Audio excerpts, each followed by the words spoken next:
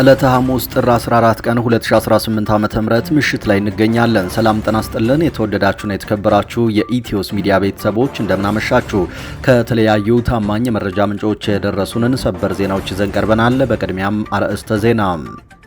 ሰሞኑን የአሜሪካው ፕሬዝዳንት ዶናልድ ትራምፕ እና የግብፁ ፕሬዝዳንት አብዱል ፈታህ አልሲሲ መገናኘታቸውን ተከትሎ ትራምፕ ጠቅላይ ሚኒስትር አብይ አህመድን ጠንካራ መሪ ስትሮንግ ሊደር በማለት መጥራታቸው በካድሬዎች ዘንድ እንደ ትልቅ የዲፕሎማሲ ድል ተቆጥሮ ደስታን ፈጥሯል። ነገር ግን ይህ ውዳሴ ከጀርባው የያዘው አደገኛ የፖለቲካ ስሌት መኖሩን ለጉዳዩ ቅርበት ያላቸው የፖለቲካ ተንታኞች እየገለጹ ነው። በዝርዝር መረጃውን ትሰሙታላችሁ። የአማራ ፋኖ ብሔራዊ ንቅናቄ አፋብን ለሀገራዊ ጸረ አገዛዝ ኃይሎች ያቀረበውን ጥሪ ተከትሎ አንድ ታጣቂ ኃይል ጥምረት ወስዶ ከፋኖ ጋር አብሮ እንደሚሰራ በይፋ ገልጿል። ታጣቂ ኃይሉ በዚህ ሰዓት 3 ዞኖችንም ተቆጣጥሮ ይገኛል። ይህ በእንዲህ እንዳለ በአማራ ክልል በአገዛዙ ጦርና በፋኖ ኃይሎች መካከል የሚደረገው ውጊያ ቀጥሏል። ከጋሸና ከተማ በቅርብ ርቀት በዛሬው ዕለት በተፈጸመ ከባድ ጥቃት በአገዛዙ የመከላከያ ጦር ላይ ከባድ ጉዳት ደርሷል። በዝርዝር ትሰሙታላችሁ። ኢትዮጵያዊው በእንግሊዝ የስደተኞች ሆቴል ጾታዊ ትንኮሳ ፈጽሟል መባሉን ተከትሎ ፍርድ ቤት ቀረበ። በእንግሊዟ ሳውዛምፕተን ከተማ አንድ ኢትዮጵያዊ ስደተኛ ባረፈበት ሆቴል ጾታዊ ትንኮሳ ፈጽሟል በሚል ነው ፍርድ ቤት የቀረበው። ኤርትራ የተወለደውና የኢትዮጵያ ዜግነት ያለው ይህ ወጣት የ23 ዓመት ጎልማሳ ሲሆን በእንግሊዝ ፖሊስ በቁጥጥር ስር ይገኛል። ጉዳዩን የተመለከተ ዝርዝር መረጃም ይዘናል፣ ትሰሙታላችሁ። ሶማሊያውያን የአሜሪካው ፕሬዝዳንት ዶናልድ ትራምፕ ባሰሙት ንግግር ላይ ቁጣቸውን አሰሙ። በስዊዘርላንድ ዳቮስ መካሄድ በጀመረው የዓለም ኦሎምፒክ ፎረም ላይ ፕሬዝዳንት ዶናልድ ትራምፕ ሶማሊያንና የሶማሊያ ሕዝብን በሚመለከት ያደረጉት ንግግር በሶማሊያ መዲና ሞቃዲሾ ቁጣ ቀስቅሷል። ቁጣው የተቀሰቀሰው ትራምፕ በአሜሪካ የሚገኙ ሶማሊያውያንን የአእምሮ ምጥቀት ደረጃቸው ዝቅተኛ ነው፣ ሶማሊያ መንግስት አልባና ሀገር ያልሆነች ናት ብለው ከጠሩ በኋላ ነው። በዝርዝር መረጃውን ይዘነዋል። ክቡራትና ክቡራን የቻናላችን ቤተሰቦች ከኛ ጋር ከቆያችሁ እነዚህንና ሌሎችንም መረጃዎች ይዘናል። በየሰዓቱና በየቀኑ የምንለቃቸው አዳዲስ መረጃዎች በፍጥነት እንዲደርሷችሁ ቻናሉን ሰብስክራይብ፣ ቪዲዮውን ላይክ እና ሼር ማድረጋችሁን ቀጥሉ። እስከ መጨረሻው ተከታተሉን። ሰሞኑን የአሜሪካው ፕሬዝዳንት ዶናልድ ትራምፕ እና የግብፁ ፕሬዝዳንት አብዱል ፈታህ አልሲሲ መገናኘታቸውን ተከትሎ ትራምፕ ጠቅላይ ሚኒስትር አብይ አህመድን ጠንካራ መሪ ስትሮንግ ሊደር በማለት መጥራታቸው በካድሬዎች ዘንድ እንደ ትልቅ የዲፕሎማሲ ድል ተቆጥሮ ደስታን ፈጥሯል። ነገር ግን ይህ ውዳሴ ከጀርባው የያዘውን አደገኛ የፖለቲካ ስሌት ስንመለከት ጉዳዩ ለኢትዮጵያ የደስታ ሳይሆን የከፍተኛ ጥንቃቄ ምልክት መሆኑን እንረዳለን። ትራምፕ እንዲህ ያሉ ቃላትን የሚጠቀሙት ለአንድ መሪ ካላቸው አድናቆት በመነጨ ሳይሆን ግለሰቡን ወደ ፈለጉት የድርድር መስመር ለማምጣት የሚጠቀሙበት የማባበያ ስልት ነው። ቀደም ሲል ፑቲንንና ኪም ጆንጉንን ጠንካራ እያሉ ሲያሞግሱ የነበሩት ትራምፕ ዓላማቸው መሪዎቹን በማለሳለስ የራሳቸውን ጥቅም ለማሳካት ነው። ለኢትዮጵያም የቀረበው ይህ ጠንካራ መሪ የሚለው ስያሜ በኋላ ላይ በህዳሴ ግድብ ዙሪያ የሚመጣውን የግብፅን ፍላጎት ያማከለ የድርድር ግፊት ለመቀበል እንደ መንደርደሪያ የሚጠቀምበት ስልታዊ ወጥመድ የመሆን እድሉ ሰፊ ነው። ትራምፕ ከፕሬዝዳንት አልሲሲ ጋር ያላቸው የጠበቀ ወዳጅነትና ቀደም ሲል ግድቡን በተመለከተ ለግብፅ ያደላ የሚመስል አቋም እንደነበራቸው መዘንጋት የለበትም። አሁን ላይ ሁለቱን መሪዎች ለማገናኘት ማቀዳቸው ኢትዮጵያን ለዓመታት ከቆመችበት የሉዓላዊነት አቋም እንድታዘነብልና ለግብፅ ጥቅም እንድትገዛ ለማድረግ የሚሰነዘር የዲፕሎማሲ ጫና መጀመሪያ ነው። በመሆኑም ካድሬዎች በቃላት ጋጋታ ከመፈንጠዝ ይልቅ ከትራምፕ አስተዳደር ሊመጣ የሚችለውን ብሔራዊ ጥቅምን አሳልፎ የመስጠት ግፊት እንዴት መመከት እንደሚቻል ሊያስቡበት ይገባል። ውዳሴው የድጋፍ ሳይሆን የጥጥ ጓንት የለበሰ የብረት እጅ ምልክት ነው። የአማራ ፋኖ ብሔራዊ ንቅናቄ አፋብን ለሀገራዊ ጸረ አገዛዝ ኃይሎች ላቀረበው ጥሪ የጋምቤላ ታጣቂ ኃይሎች ጥምረት ጥያቄውን ተቀብሎ አብሮ እንደሚሰራ አሳወቀ። ይሄ ታጣቂ ኃይል በጋምቤላ ክልል ከማጃንግና ጋምቤላ ከተማ ውጭ ያሉ 3 ዞኖችን ተቆጣጥሮ የሚገኝ ኃይል ነው። በመላው ሀገሪቱ የሚገኙ አካባቢዎችና ህዝቦች ጸረ አገዛዝ ትግል ለማድረግ ለአማራ ፋኖ ጥያቄ እያቀረቡ ሲሆን የአማራ ፋኖ ብሔራዊ ንቅናቄ አፋብን ጥያቄያቸውን ተቀብሎ አብሮ ለመስራት ተዘጋጅቷል ይደግፋል ተብሏል። አዲሱ ትውልድ በኢትዮጵያ ሰማይ ስር ጸረ አማራ የሆኑ የትርክት የኃይል የፖለቲካ አቋሞችን በመቀየር ሁሉም ኃይሎች፣ ሁሉም የፖለቲካ ትግሎች፣ ሁሉም ትርክቶች ጸረ አገዛዝ እንዲሆኑ አድርጓል። የአማራ ፋኖ ብሔራዊ ንቅናቄ የህዝብ ግንኙነት መምሪያ እንዳስታወቀው የደረሰብንን ውድመት በበቂ ሳናስረዳ ገና ያለንን ሰፊ መልክዓ ምድር ሳንጠቀም ገና ያለንን የተፈጥሮ ሀብት ለትግሉ መዋል ሳንጀምር ገና ሚሊዮን ወጣቶችን ዘመናዊ የጦር መሳሪያ ሳናስታጥቅ ገና እውቀታችንንና ጥበባችንን ፍልስፍናችንን ከተፈጥሯዊ ጀግንነታችን ጋር ሳናጣምር ጠላቶቻችን የቆሙባቸውን የህልውና ምሰሶዎች አፍርሰን የገነቡትን ሁለንተናዊ ጸረ አማራነት ደርምሰን ለድል እየበቃን ነው ብሏል። ይህ በእንዲህ እንዳለ በክልሉ በተለያዩ ግንባሮች የሚደረገው የፊት ለፊት ውጊያ ዛሬም ተጠናክሮ ቀጥሏል። ከጋሸና ከተማ በቅርብ ርቀት በምትገኘው እስታይሽ ከተማ ዙሪያ ፋኖ በወሰደው የስቦ መምታት እርምጃ 24 ያገዛዙ መከላከያ አባላት ሙትና ቁስለኛ መደረጋቸው ታውቋል። ያገዛዙን ኃይል ወደ ቀይ ዞን በመሳብና 360 ዲግሪ ከበባ ውስጥ በማስገባት ፋኖ በወሰደው የአጭር ሰዓት ማጥቃት በአገዛዙ ወታደሮች ላይ ከደረሰው ሰብአዊና ቁሳዊ ኪሳራ ባሻገር አገዛዙ አለኝ እያለ የሚመጻደቅበት ወታደራዊ ኃይል ራሱን ተከላክሎ ማዳን እንኳን የማይችል እጅግ ደካማ ኃይል መሆኑ በገሃድ ታይቶበታል ተብሏል። የአንድነቱን ችቦ የለኮሰው ፋኖ የአማራ ህዝብን ህልውና ለማረጋገጥ እያካሄደው ባለው ውጊያ አገዛዙ ከሰማይ በራሪ እስከ ምድር ተምዘግዛጊ ሜካናይዝድ መሳሪያዎች አስታጥቆ የሚያሰልፋቸው ወታደሮችን ሲያሻው በደፈጣ ሲያሰኘው በጨበጣ እየደመሰሰ ግብዓተ መሬታቸውን እየፈጸመ ይገኛል። የትግራዩ ጀነራል ጉዑሽ ገብረ በግለሰብ መኖሪያ ቤት ታስረው እንደሚገኙ ታወቀ።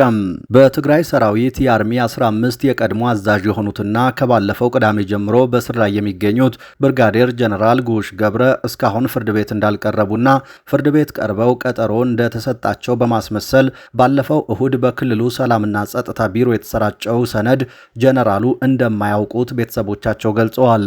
የጀነራሉ ታናሽ ወንድም አቶ ይብራህ ገብረ ለጋዜጠኞች በሰጡት መግለጫ ከወንድማቸው ጋር ትናንት ምሽት ለጥቂት ደቂቃዎች በተገናኙበት ሰዓት ስለ ወንድማቸው የእስር ሁኔታ የሰሙትን በመግለጫቸው ይፋ አድርገዋል።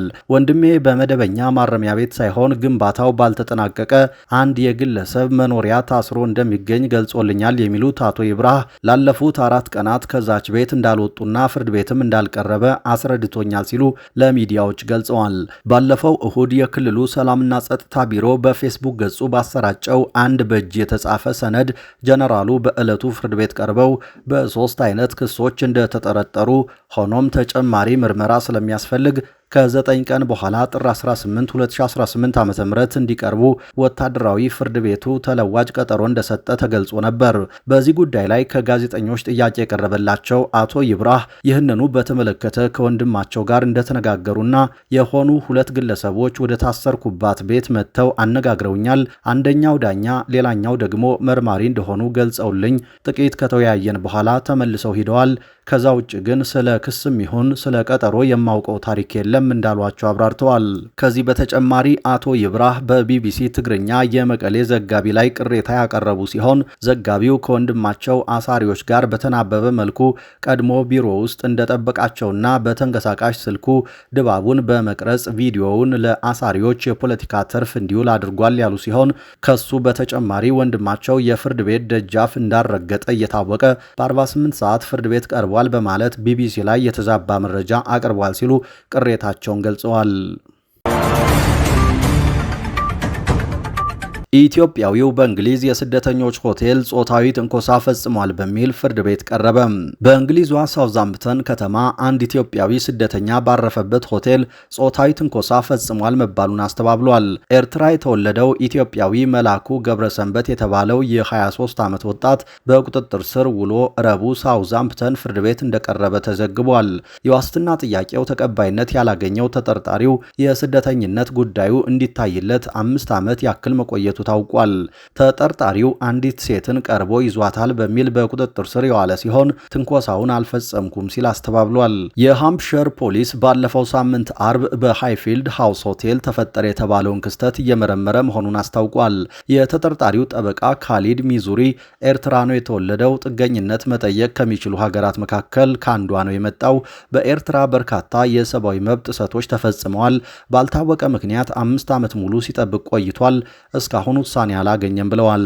ሪፖርት ለፖሊስ ከቀረበ በኋላ መርማሪዎች ወደ ሆቴሉ በማቅናት መረጃ እንደተቀበሉና ተጠርጣሪውን በቁጥጥር ስር እንዳዋሉ የስካይ ኒውስ ዘገባ አስነብቧል። ፍርድ ቤቱ የዋስትና ጥያቄውን ለማየት ቀጠሮ ሰጥቷል። ሃይፊልድ ሃውስ ሆቴል ከቅርብ ጊዜ ወዲህ የበርካታ ጸረ ስደተኛ ተቃዋሚዎች ሰልፍ ማዕከል ሆኗል። ስታንድ አፕ ቱ ሬሲዝም የተባለው ሰልፍ ደግሞ በተቃራኒው የስደተኞች መብት እንዲከበር የሚጠይቅ ነው። ከጥቂት ወራት በፊት ሀዱሽ ቅባቱ የተባለ ኢትዮጵያዊ ስደተኛ በጾታዊ ትንኮሳ እስር ተፈርዶበት ከዩናይትድ ኪንግደም ተባሮ ወደ ኢትዮጵያ መላኩ ይታወሳል። ሶማሊያውያን የአሜሪካው ፕሬዝደንት ዶናልድ ትራምፕ ባሰሙት ንግግር ላይ ቁጣቸውን አሰሙም። በስዊዘርላንድ ዳቮስ መካሄድ በጀመረው የዓለም ኢኮኖሚክ ፎረም ላይ ፕሬዝደንት ዶናልድ ትራምፕ ሶማሊያንና የሶማሊያ ሕዝብን በሚመለከት ያደረጉት ንግግር በሶማሊያ መዲና ሞቃዲሾ ቁጣን ቀስቅሷል።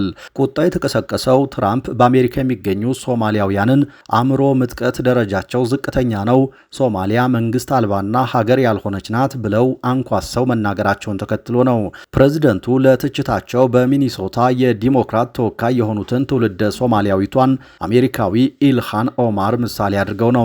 የሶማሊያ ባለስልጣናትና የዲያስፖራው ማህበረሰብ ትችቱን ዘረኝነት የተንጸባረቀበትና ንቀት የተሞላበት ንግግር በማለት ነቅፈውታል። ትራምፕ ለዓለም አቀፍ ሕጎችና ለዲፕሎማሲ ግድ የማይሰጠው ዓለም አቀፋዊ ማፊያ ይመስላል ሲል አድናን አህመድ የተባለ ሶማሊያዊ መናገሩን አፍሪካ ኒውስ ዘግቧል። ሀያት ሙሐመድ የተባለች ሌላ አስተያየት ሰጪ ደግሞ ትራምፕ ጥሩ ሰው አይደለም፣ ለሱ ሀገር እድገት ሶማሊያውያን አስተዋጽኦ አበርክተዋል ስትል ገልጻለች። አክላም የሱ እኛን የተመለከቱ ክብረ ነክ መግለጫዎች የራሱንም ሀገር ይጎዳል፣ ሶማሊያውያን የሚገባቸውን እውቅና አልሰጠም፣ ስለዚህ እኛም ከዚህ በኋላ እሱን አናከብረውም፣ የእኛ መንግስትም ተገቢውን ምላሽ ይሰጣል ብዬ ተስፋ አድርጋለሁ ስትል ተናግራለች። ትራምፕ ትክክል አይደለም ብዬ አምናለሁ፣ በተለይ ስለ ሶማሊያ የሚሰጣቸውን አስተያየቶች ማስተካከል አለበት። ትራምፕ ብዙ ጊዜ የማይጠበቅና የሚጠቀመው ቃላት ጤናማ እንዳልሆነ ይታያል። ሆኖም ግን እኛ ሶማሊያውያን ለቃላቱ ግድ አይሰጠንም። እኛ የተሳካልን ህዝቦች ነን። በፈጣሪ እርዳታ ሀገራችን እንደምታድግ እናምናለን ሲል አድናን ተናግሯል። በአሜሪካ የሚኖሩ ሶማሊያውያን በተለይም በሚኒሶታ ግዛት የሚገኙ ነዋሪዎች የትራምፕ መንግስት የጥቃት ሰለባ እንደሆኑ ዘገባው አመልክቷል። የትራምፕ አስተዳደር ባለፈው ወር በአሜሪካ የሚገኙ የሶማሊያ ስደተኞችን ጊዜያዊ የመኖሪያ ጥበቃ እንዲቋረጥ እንደሚያደርግ አስታውቋል።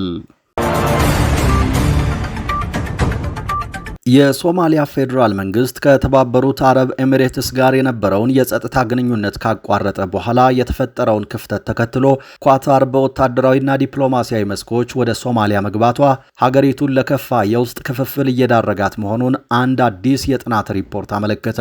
ተመራማሪ ሱራፌል ተስፋዬ ባወጡት በዚህ ትንታኔ በጃንዋሪ 2026 የተከሰተው ይህ የጸጥታ አሰላለፍ ለውጥ ሞቃዲሾን ለማጠናከር ያለመ ቢሆንም በፌዴራል መንግስቱና በክልል አስተዳደሮች ፑንትላንድና ጆባላንድ እንዲሁም በሶማሌላንድ መካከል ያለውን ቅራኔ ወደ ሁለት የጸጥታ መዋቅር ደረጃ እያሸጋገረው መሆኑን አስጠንቅቀዋል። ጥናቱ እንደሚያሳየው ችግሩ የፈነዳው ጃንዋሪ 12 ቀን 2026 የሶማሊያ ፌዴራል መንግስት ከተባበሩት አረብ ኤሚሬትስ ጋር የነበሩትን የጸጥታና የወደብ ስምምነቶች በሙሉ መሰረዙን ተከትሎ ነው።